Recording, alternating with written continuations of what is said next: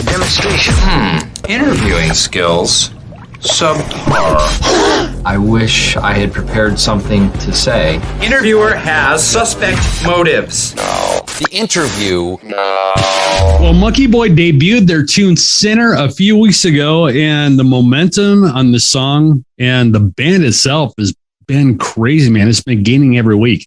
And it's not going to be long until they're in the top 20, and I'm playing them on our top 20 countdown every week. So it's time to learn about the Band of Virtue, and Damon is here to give me the scoop. How's it going, man? Doing fantastic, man. How about yourself? I am doing fine, man. You're here, so it's all good, right? Hey, it takes two to tango, so I'm looking forward to it, man. All right. You signed to Rise Empire, and set the stage for me. What was it like? Where were you? What was going through your mind when you heard about the offer? Oh, man. It was kind of a whirlwind because all this is going on, obviously, while the world is shut down. So it's like you're working, you're grinding, you're doing a lot more stuff behind the scenes, more than we traditionally, I wouldn't even say more than we traditionally would. We just have to adjust ourselves to working, more internet based on Twitch, Discord, everything else. So then finally, Oliver had gotten a hold of us, had mentioned he was talking with Arising. And I think my mantra, at least for anything in the music business, is it's not happening until it actually happens. Okay. So I'm just very good. Very good. You know how it works, man. People talk, people promise. Well, exactly, man. And I would say that we're fortunate just at a young enough part of our career where it's like, hey, just put in the work, keep kind of focused, keep your nose to the grindstone, and then good things will happen. And we were fortunate enough that Tobe, Mark, Robin, everybody else over there, they heard the tunes that we were working on, and they were, stoked, if not more stoked than we were at the time. So, yeah, no, they've been great, man. It was great. It makes the process that much easier to have somebody like that in your corner to kind of free up your creative process to just focus on making the best music possible. Was it kind of like when that happened? Was it kind of like, holy shit, we're doing it? Was that your "it's happening" moment? It was one of them. I would say definitely it was a lifeline during, like I said, a very hard time where it's like no bands are touring. A lot of bands, that kind of pressure, either made them switch to do different things, break up altogether. Yeah. And in this case, it's just, it's that one thing or a carrot. Like it could be a carrot where it's like, all right, now we have these people, we can't let them down. Like it's more of the like, we're already energized, but we're kind of, you're slogging through your workout. You have 20 more minutes. And then, you see your friend walk in, or you just kind of get that burst and you're like, all right, let's go. 195%. Like you're already on E, but we're going to drain this whole thing until it's done, man. So just gave you that final push. And and you guys, the momentum that you're picking up with your tune Sinner, that's awesome, man. It's like, what more do you have? I know it's really early. There's a lot left in the Sinner cycle. What more do you have in your arsenal of tunes? Oh man, it's so crazy. This is where I'm smiling ear to ear because it's like Sinner is literally the tip of the iceberg, man. It's like there's so many sounds, there's so many things. Like the beautiful thing about having the time at home that we did is we could just take a step back, kind of examine our catalog, the songs that we play live, how we want to use our live show moving forward. And it's like, you know what? Nothing's off limits. If we want to try something moody and a little more like dark and kind of vibey, like what Sinner is, let's do it. Let's not worry. Don't worry about anybody else. Don't worry about business. Don't worry about fans. Just what do we like? What's the things, what gives us that feeling of when we first heard like a Korn or a Deftones or Linkin Park, As LA Dying, these kind of bands where it's like they really, really spark something in you. And in the case of that, it's like we did just announce, so we have a new song coming out this Friday. The video will be premiering on Thursday, June 2nd. It's via Outburn Magazine. Okay. It's called Hypocrite. All right. And now the best part about this is because all the feedback for Sinner has been, honestly, it is blown me away, because normally when bands, they come out with something that's so contrasting where you're like, that's not what they normally do, but people latch onto it, then the rest of it's easy. And this is a little more up our older alley, but like times 10 on steroids, just barn burner. And I can't wait. So did you, because I've heard this from a lot of people, like during the whole shutdown and non-touring and stuff, and not really going out and doing clubs and that stuff, they focused on themselves. And what made them abandon in the first place? Is that what you're saying you guys did? Absolutely. It's, anybody, if you're touring or just you're spending 6, 7, 8 months on the road, you get tunnel vision because you're just focused on, all right, let me get to the next show. Let's really, you have the day to day for that. And you do kind of lose sight of not even just like personal goals as far as like the band, but sometimes even personal stuff in life. There's a lot of sacrifice that does come with this, whether it's travel, whether it's missed birthdays and holidays and, all the stuff that, we would do growing up. But in order to, live this dream, hey, you do have to, weigh some things and decide what's going to be important to you.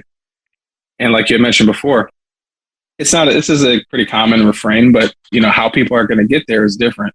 And with us, there was a little feeling of like, all right, you spent 3.5 years on the road constantly, going everywhere that you possibly imagined and dreamed. It still does take a toll mentally. And when you can sit, kind of reset, we weren't in a room with each other for probably 6 months. Like, that's crazy. Wow. Yeah. Okay.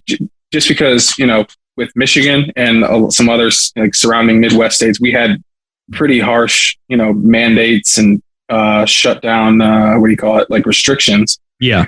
That just didn't allow us to really be in contact with one another. We had to do Zoom calls. You had to just call each other on the phone, just check in, see how people are doing. But there's still nothing like when you just get into a room and you just kind of feel that electricity. And I remember when we were making Sinner specifically, we were writing some music with our friend Evan. We had did something, a few months before. Since we were able to be in rooms together, you had to wear masks and all that. Yeah. We drove down to Cleveland.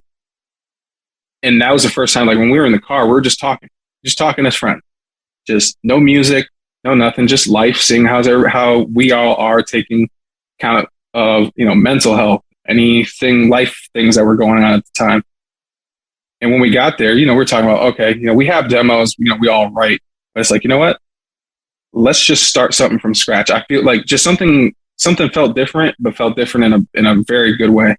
So when we conversed with Evan, it was just like, hey, we're trying to do something big. We just want something nice and slick, big chorus. And he's like, you know what? Rock and roll. And he just starts loading up plugins. I plug in the guitar. We just jam. And that's kind of how it was the closest thing to, when you first start, your radio show, or when, back in the day when you would grab your amp and your guitar and just show up to your friend's house in the garage and just, you didn't know how to play shit, but you were just happy to do it. And that's that feeling. That's what we tried to bottle in that song. And I really think that we accomplished that. It was just it was the frustration of the world around us, but it was also this, hey man, don't worry about what anybody else is doing. Let's not even focus on what we did in the past. Just, what makes us feel this way? What's something maybe we didn't get in the last cycle? And then from there, as long as it touches those feelings and, you can look around and be like, I got those goosebumps now. And you just hear like little sounds and layers and things. Like that's the goal. That's the vibe. And, Sinner, like I said, tip of the iceberg, Hypocrite's coming, and the rest of this album, you got, it's going to be nuts. Hypocrite. I can't wait to hear that tune. I really can't. Burner. No. Burner. It is. Burn. Just one of those songs that when it's over, you're like, God, that went by fucking fast. What and then the you hell? gotta hit it again. Yeah. Again. And it's, again, that song specifically, man, is I'm sure there's probably songs for you where it's like, as soon as you hear it, just the first 2 seconds. Oh yeah. You're just like, yep, let's go. Like, it doesn't matter. We're on the journey the entire way. There's gonna be no skips. There's going to be no fast forwarding or nothing. It's called, you just take it in and let it envelop you. Just, take you into that world. That's awesome. You said you guys are out of Michigan, right? Yes. Yeah. Now everybody in the band, or did somebody gravitate towards there? So myself, Mike, and Tyler, we all live here. We're centralized in Lansing-ish, so we all, surrounding areas.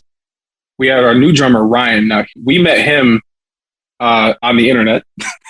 Okay. No mincing that, but no, it's Tinder. It's super dope. Hey, I set my location settings or whatever it is to 3 million miles. Yeah, but there you go. He's from it's a little town called Lethbridge, so that's 2 hours west of Calgary, Alberta, Canada. Okay. And this was probably even a little bit before the pandemic. We had just talked and kept in casual contact, and it just worked out where our drummer left. We weren't playing shows and weren't touring at the time, but then as soon as everything started picking back up, we got him out here. Again, biggest thing for us, hang out, really be able to vibe, see how your personality is going to be. And he was hungry, man. He was on the same page that we were. And it kind of just felt like that whole process of like kind of getting back to the basics, really just rediscovering that love and that hunger for just creating music, ignore the business side. And in his case, he's like, hey, I'm in this same mindset, a rising empire, same mindset. It's like everything kind of was coalescing and just turning into this thing where it's like, it feels like everybody, you have your teams and everybody else, but it's one thing moving in one direction with one objective can I swear? Oh, yeah. Go for it, man. Fuck shit up. That's what I like to hear, man. So, did that happen immediately, or was it a thing where you're like, all of a sudden you had this realization, this guy is like on point. This is going to work. It happens over time. But the cool thing is like I'm sure, as a personality yourself, you can tell when someone's being genuine to you. You can tell if someone it's more of a transactional thing. But with him, there was there was an energy to him where it's just like, you're from a smaller town, he's played in bands before, but again, and this is the thing that's never lost on us, is that we've had the privilege, and I'm going to use the word privilege a lot when referencing this, to be able to travel and see different parts of the world, be exposed to different cultures, people, climates, and realize that the music that we're playing, music as a lifestyle, if you're able to do it, soak it all in, because it was taken away from us. It is now coming back, but some people never get that opportunity in the first place. Yeah. There's a lot of countries where, there's war, there's turbulence. The economy does not allow for, we'll call it wants versus needs. That was a life lesson that my mother taught me growing up. She's like, always separate the two and realize that one is not, doesn't go with the other. Mm-hmm. And in this case, with Ryan, it's like, we even explained all this. It's like, this is what's going on. These are, this is where we're at. And he's like, I don't care. I don't care about any of that. I just love this. I love, the bond that we have, everything that we've been talking about. Whatever we have to do to make it happen, let's make it happen. And when he said that, I was like, oh, he's a real one. Like, okay. He's in for you. Exactly. It's people that your actions are going to speak louder than just you typing on the internet or posting videos or posting funny stuff, because there's plenty of those. And there's plenty of people that just want to entertain from the comfort of their couch. Yeah. But to actually get out, put in the work, you're playing the shows, you're writing the music, you're doing the business side, you're handling the social media, you're rearranging your life so that you can set yourself up to have that moment. Have that moment where it's all going to coalesce and just become this beautiful thing that, again, it takes team. It takes a team to really do this. It takes a team of the right people, because again, I've done this for a while. We've all been here. You've done this for a minute, man. It's like you can tell, and again, you can see. It's like they might, you might be able to last, you might not. It's all about in the attitude, man. It's all in the attitude. Well, and I totally get what you're saying. Because you have person after person after person that, we'll do this. We'll do this. I'll help you with this. We'll do this. And then they're there for 2 weeks. And you don't hear from them for a couple months. And then all of a sudden, out of the blue, a phone call comes and, we'll do this. We'll do this. We'll do this. I'll do this. I'll help you with this. And then 2 weeks go by and nothing again. So I totally get what you're saying. When you have a person that works towards that goal for you, and you were able to find multiple people that, because maybe I find like one a year. Well, that's pretty much it. It's like so many people do so much talking. And now in Michigan, set the stage for me. You're a young high school student. Was it in your head that, I'm going to be in this nationwide act? I'm going to be in this band that's signed to a really, really good record contract. Did any of that go through your head? No, not at all. So you saw none of this coming whatsoever? Dude, no. And a little bit of my journey, it's kind of, I would say that it's a little accidental, but it's also something that it's kind of like a lifeline, man. Like if I go back to high school, it's like, it kind of was, I was a little rudderless to say that, for like the lack of a better term. It's like, I'm doing what I guess you would say like normal or atypical, where it's like, there was a lot of, you're skipping class, I'm still passing all my stuff, but it's like, I'm not really trying. It's, hanging out, doing drugs. Did anybody try in high school? I know a couple people. Oh, seriously? Just a couple. I just said two. They happen to be really good friends of mine, so they keep me in check. I appreciate them.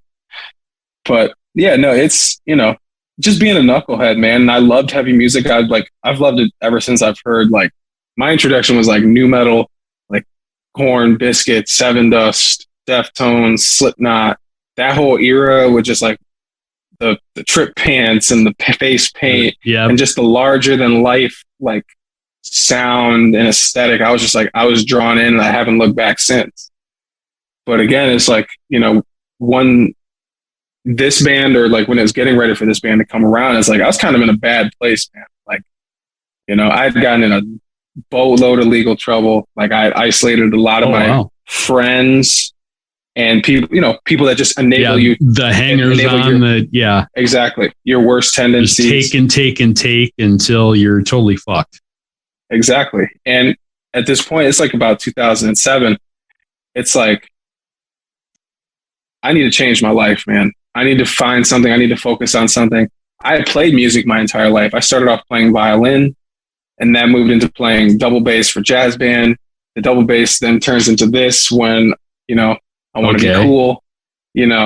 Everybody wanted a Fieldy K5 when them things came out, just clicking and slapping and not sounding like Fieldy at all. Yeah. I'm like, I guess we'll get there. We'll figure it out. And you don't realize that it's more in the player than it is the actual instrument. Yeah. You can only do so much jumping around. Yeah. But it was like I said, with this, it's like today is 2022. Since 2007, been sober. And each day I celebrate that by, like I said, focusing my attention into something. And this band was the thing where it's like, okay, I had been in bands. I'd never created in a band. Most people, like the bass player or anything else, you rely on your guitar players, your singer or anything else. And in this case, I was like, you know what? Enough waiting around. Because again, at the time, and no fault of their own, you're just you're in bands with friends. All you want to do is hang out. You might write a song or two. You might jam. But otherwise, it's just young kids doing young things. But I wanted to take it more serious, as did Mike. So we were just like, look, let's put all the bullshit aside. He stuck with me through all of the bad shit and is here to this day. And that's my ride or die. So shout out Mike. if you actually do watch or listen to this, I love you and appreciate you, man. But, from there, it's like, this was the outlet. This was the thing where it's like, that's even really like of virtue. That's where the name comes from. It's like striving to be the best possible person that you can be. And like addicts or recovering addicts or anybody else in that, step of life where it's like, you can't look at the big picture most of the time. You just have to take it day by day by day by day, step by step. And by focusing on the little stuff, on the little details, you can then look back retroactively and go, wow, okay, that's what I can do if I set up a plan. There is going to always be a big picture, but maybe, we'll glance at it. We'll keep it in the view, but let's just get these little things. Let's make sure we're drinking our green juice every day. We're drinking our water. Let's make sure we're practicing. Let's make sure, hey, if someone wants to talk to you, we make ourselves available. First impressions, I've learned a lot about those too, where it's like, they are everything, but you also have to realize that some people, it's like, there's context to things. I might be sick. You might be sick. You might be having a bad day, but I can still empathize with the fact of, hey, what's going on? Let's talk about it. Let's get it out in the open and really just hammer home more of like the human side of this is day-to-day living, man. We can kind of distill it to you're born, you live your life, you're a teen, you're an adult, you work, and then you die. But then you miss out on all of the fun in between. You know what I mean? And with what you're saying, you're hitting a lot of points that really, I'm not going to say make me mad. I guess annoy me because people don't think about other people. How are you? You were talking about somebody might be going through something like on a certain day or something. And so think about what other people might be going through before you speak. That's one of the biggest things in my mind is because, yes, I've had interactions with people, even through work, that I've been like, are you serious? I mean, I'm talking about people who have never, nobody's ever said a bad word about them or had a bad experience with them or something. And then all of a sudden, the first impression, like you're talking about, the first impression is everything. And they're short and curt with me. And well, I guess short and curt are kind of the same thing. But they just want to move on and get going. And it's like, yeah, okay, whatever. Just get on my face, radio guy. And then I realized later on that no, they were in the middle of leaving their band at the time.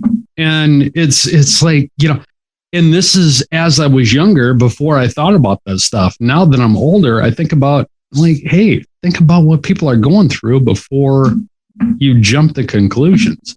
And it totally makes sense. Completely, everything you're saying is just really, and the name of virtue, I thought it was so cool. The contrast between a virtue and then the name of your song, Sinner. It was like a virtue and sinner. I'm like, okay, how did that come about? How was that? Did that start in your head? You were going to do that, or did you have this song and you were like, holy shit, this actually works?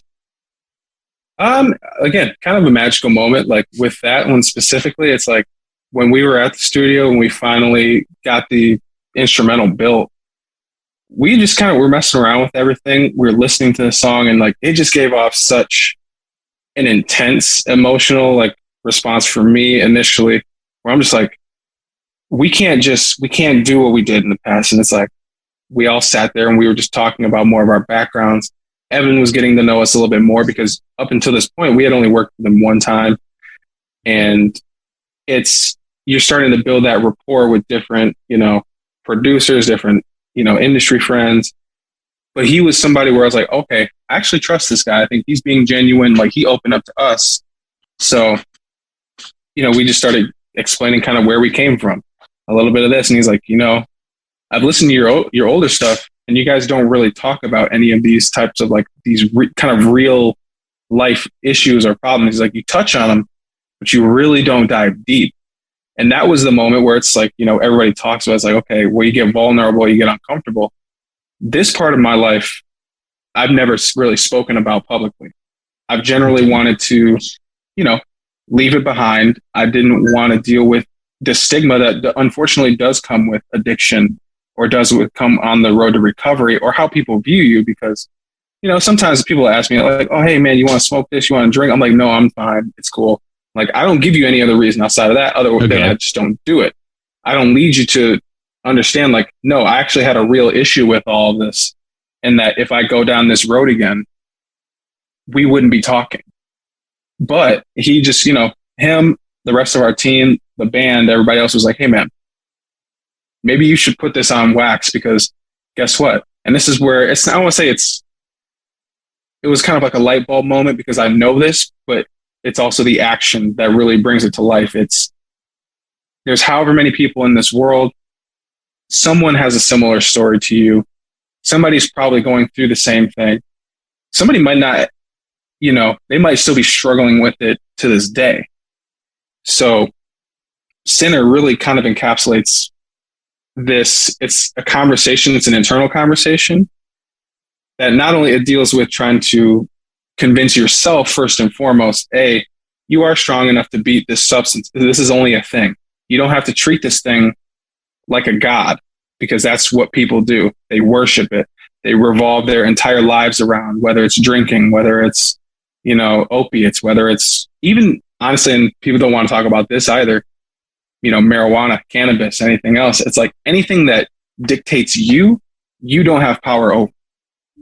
Like that's a hard truth. And then another part of the conversation was, and this is where the title Sinner comes from, is that I felt at the time like I was the victim to, again, I'm sober.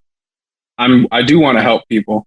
I help people that are kind of close around me, but I almost felt like I was doing myself a disservice by not being honest about who I am currently and about how I actually got here. Okay. So now this is that message of saying like, look, you don't have to be ashamed about where you come from. You don't have to be ashamed about your past or any mistakes that led you to the person that you are now. If you're putting, again, one step forward each and every day, you're not perfect. I'm not a big religious person, but the one thing that I do admire about religion is the fact that it allows you to admit and accept the fact that people will change. Your story is never fully done. And as long as you apply, in their case, whatever principles, whether it's Christianity, whether it's Islam, whatever it is, it could be your own set of rules. It could be like I just said, make sure you get 8 hours of sleep, drink your water, write in your journal, call and check in on your loved ones and see how they're doing, but also write down your own stuff and make sure you're doing that checklist for yourself, so that way, at the end of the day, you've done everything that you possibly can to achieve that best version of yourself. And that you don't have, if someone does come at you sideways or you're just having a bad day, you can look at it and go, you know what? I'm doing what I'm supposed to be doing. Maybe this person is also hurting and they're reaching out just in a way that's a little more. A way that's a little like different than the way you would go about things. Absolutely. It's easy. And I would say, again, as you grow up and you kind of, hopefully people realize this, it's easy to tell somebody, fuck off. It's easy to say, man, that dude was an asshole, or that woman was a B. Hopefully nobody ever says that anymore. But that's the easy part. The hard part is, either A, taking it, B, being like, if they're willing and open to doing this, some people aren't, but even just being like, if it's a greeter at a store and they give you some attitude, like, hey, how are you doing? Smile. Because you know what? They might need that. They might just go, damn, I was being a jerk a little bit because of my own problems, but this person still reciprocated kindness to me. Now I'm going to go and do the same, versus if you're fighting fire with fire, everyone just gets fucking burnt, man.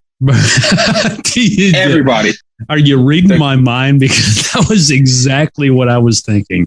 I was like, man, if you're butting heads, if the two people are both being jerks for the most part, it's like you're not helping anything. No. Two negatives do not make a positive. It does not work that way. That's just called a big ass negative. You are, I do have to say, man, you're probably about one of the most down to earth, thoughtful people that I've talked to. Hey, again, it's just life experience, man. We're out here. We're people. We're human. Like, people talk about rock stars. People, be like, oh man, you guys have done this, da, da, da. I was like, at the end of the day, it's speaking with people like yourself, people that come to shows, people that interact with us on the internet, or just people and just be a good person, man. You just want to put good energy into the world. That's the main thing, and then no drama or stress that we can manage and control. Because there is good stress. We just want to have that. We want to have the good problems. We don't want to create anything or put anything out there that's just like, I guess would take away from what we're trying to do or from what other people can do. This is, how this game works, man. It's the game of life. It's unpredictable. It's crazy. You try to control what you control. Other things that are beyond your control, you just can wish people well. Beyond that, just try to live your life the best you can, man. Damn, man, you got a future in like public speaking. Like damn, it's like, yeah, you should be a life coach or something. Ofvirtueband.com is your website, and you had to throw that band in there. What is there? A lot of virtue out there. Yeah, there was some domain issues. So people that don't want to give certain things up, and it's just like, all right, well, we'll just make sure that we're a band. We're a band. What other platforms are you on? Facebook, Twitter? Well, I know you're on Twitter. Yep. Twitter, Facebook, Instagram, TikTok, YouTube, everything, Spotify, any DSP, Amazon, Tidal. You can find Sinner. You can find all of our music anywhere and everywhere. So there's no excuses, people. No excuses. There's no excuses. No excuses. There is no excuses either, because 5 stations in my radio group, 15 affiliates to this show, 120 countries. So there is no reason. And hell, there's like countless ways to listen. So they're going to hear it. Let's see. Oh, yeah. No, I'm not going to make the OnlyFans joke. I was just thinking about that. I was like, are you on OnlyFans? No, it's not that pretty. Sorry. Well, you're a sexy bitch to me. And it's like, hey, one subscriber, people. $59.99 a month or whatever it is. I don't even know how that works, man. I thought it was like a Patreon where they had separate levels. They might. I'm gonna be honest. I've never actually participated in that movement. I respect it. However, people are going to get that money and hustle because, it's like, well, okay, let's talk about that. You said to respect it. How do you respect it? I really can't respect anyone who they're taking the easy way out. It depends, because I know that OnlyFans it's not just I think it's been advertised now and popularized as more of like the, we'll call it like the lewd. It started out. It started out as like a content sharing or yeah. And in my case, I do respect it because growing up with just how our society has, and I'm just going to speak strictly to the women in my life, women that I've come in contact and encountered, strong women, people that it's like, hey, we've gotten to the point now where we've grown up and been exploited, whether it's in popular media, whether it's, shit, you're old enough to seeing Girls Gone Wild and what that asshole did, and made all that money, sexual assault, sexual harassment, illegal contracts, all this other stuff. You're just exploiting young women who want this like fame or this idea of whatever you can provide for them. The actual porn industry and all of its warts and everything else, because that's a completely different game. Yeah. When it comes to what I respect about it and like would I participate in it? Probably not. But it's the fact that someone literally takes ownership of it. Like, this is also what I tell people when I've came in contact with, because sometimes, and you know, race unfortunately is still a thing, and it will probably always be a thing as long as I look like how I do, you look how you do. Exactly. And we're all, whenever there's somebody different than somebody else, there's always that people get scared when they don't understand something. And in this case, kind of how I'm going to put these two together is like the N-word, for example. Everyone knows the origin of where it came from and how it was used, how it was perceived. But now we're in a time where Black people, we've taken that word and you've made it your own word. You've made it to where it is more of a term of endearment, or you're referring, it's a noun, it's a this, or it's a thing.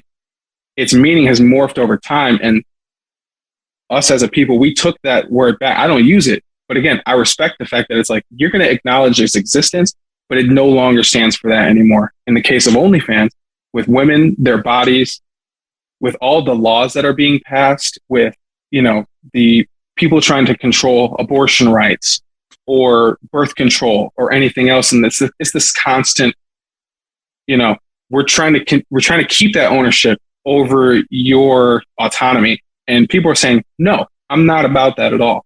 Even if it's something as simple as me posting this bikini photo and me making the money for it, no one else gets it. I will pay my taxes. I'll do whatever I need to do. So people out there, just remember, OnlyFans, they do take that 33%. So just make sure you put that aside. Just want to put that out there just so you don't get fucked up. Continue to make your money, do your thing. But again, that's where it's the taking the power back from these mainstream forces and old school bullshit rhetoric things where it's like, this is how we want you to be. This is, you know, how we envision you. And you're like, no, this is not how we're doing that.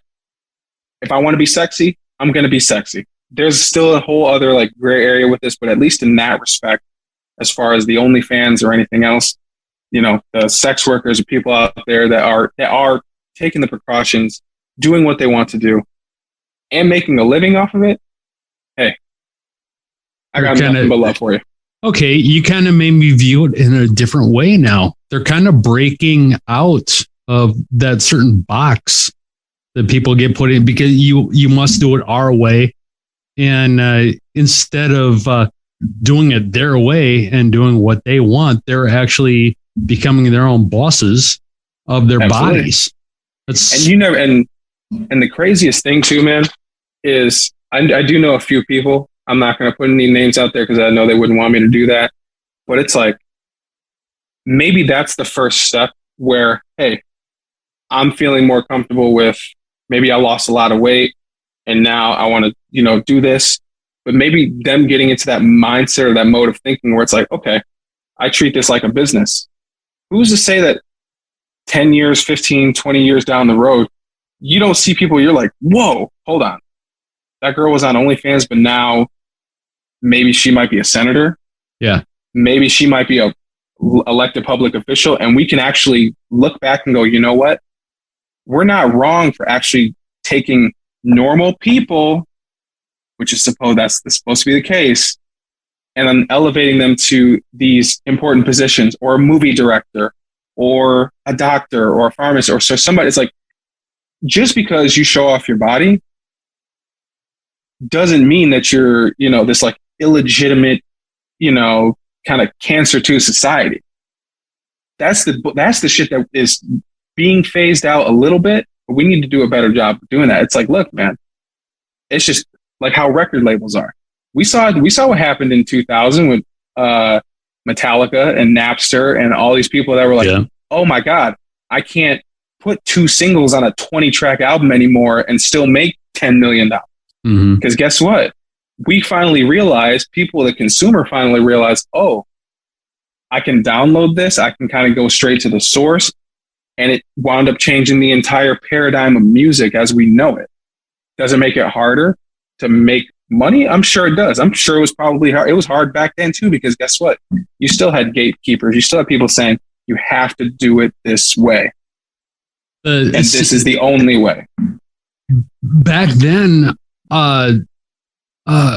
what I felt was that the bands, they got more, they were looked at as more successful because they got more promotion. And the promotion, basically, it came from being on a big label. You know, you're on Geffen or whatever. And, but the record company was taking like 3/4 of their cash. More than that, man. And now it's like the bands have control of their merch. They have control of their music, you know. And that's another thing too. They're not selling their catalogs of music. You don't have like a band who makes music for like 15 years and the record company owns all their songs and they have nothing. You remember what Prince went through? Oh yeah. His whole thing with the slave and the record company is like, it took him forever to get the rights back to his songs. Absolutely. And honestly, that's one of the reasons why like Michael Jackson will always be forever in a way, one of my favorite artists of all time musically, and also what he did for business, because you could imagine, and there's all the conspiracy theories of his death and everything else, but this man owned his stuff and would go around and buy other people's masters for them. Yeah. To give them back. Give them back. Yeah. Give, not sell. Give. When you have that kind of power, when you are that type of eternal musical figure, again, the other stuff, that's a whole different discussion, but simply in that realm of business and music, it's like, if you are a titan like that and you wield your power in a way that disrupts and is creating the ecosystem and the atmosphere and is contributing to what I'm able to now use and flourish and not have the same issues, it's like having a child as a parent and going, you know what? I made these mistakes. I'm going to do my damnedest to make sure that you don't have to go through that because I did it for you. You already know what's on the other end, what's happening. That's, yeah, completely right. And completely. And I think a lot of people don't really understand that a lot of this is show, but there are some really smart people behind that. And you brought up the one guy that I think his life was almost all show, but he was I don't know, man. He was one hell of a businessman, and he knew how to work people. He knew how to get what he wanted out of people. And I think that's part of what made him so successful too. What do you say we let people listen to Sinner and we shut up? Oh, one thing I want you to tell all the people, how much sleep are you running on right now?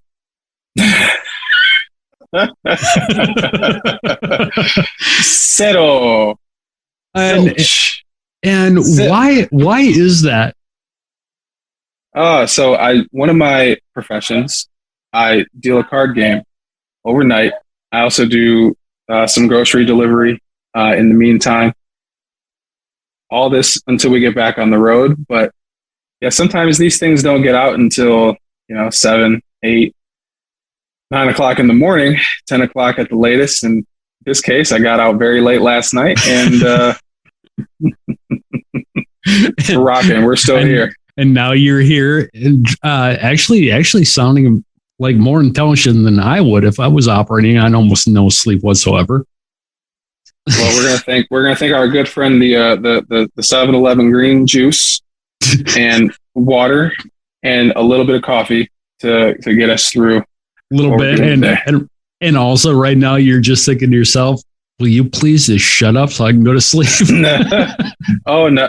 I can't. That's the thing is my day has started. I have too much other stuff. And soon we're rocking and rolling, baby. Jesus. Okay. Yeah. Well, you have a great rest of your relaxing Memorial Day.